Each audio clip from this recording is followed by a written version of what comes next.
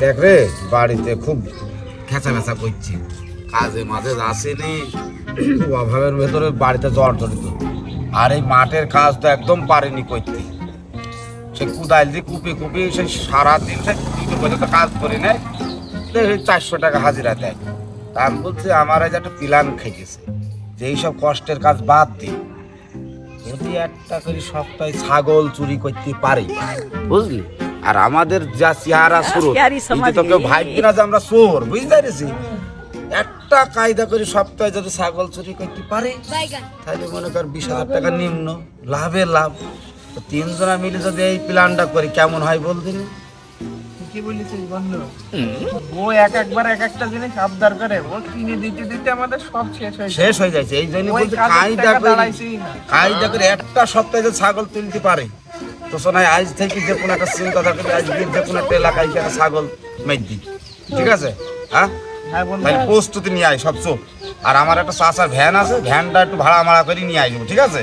ভ্যানে করে যাবো, কেউ বুঝতেই পারবে না আমাদের এই চেহারা শুরু থেকে, ঠিক আছে? হ্যাঁ চল, দিনকাল বেশ ভালোই যাবে। হ্যাঁ চল, যা হয়। 15টাই তো ছাগল পাচ্ছি রে, হ্যাঁ 15টাই তো ছাগল পাচ্ছি, 3 গ্রাম ঘোরা হয়ে গেল।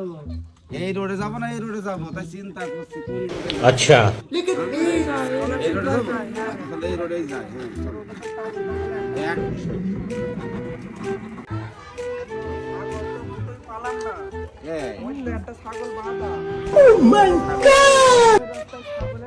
আস্তে আস্তে আস্তে দাঁড়া, ওই ছাগলটা আমাদের টার্গেট দিতে হবে, ঠিক আছে? আস্তে গাড়িটা এক করে রাখি আগে, হ্যাঁ গাড়িটা এক করে রাখি, তারপরে দেখতে পারবো। দেখি শুনি, হ্যাঁ যেন খবরদার কেউ না, খেয়াল রাখবি।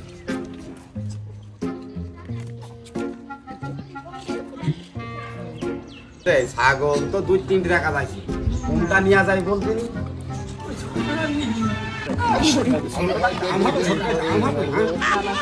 বড়টা নিতে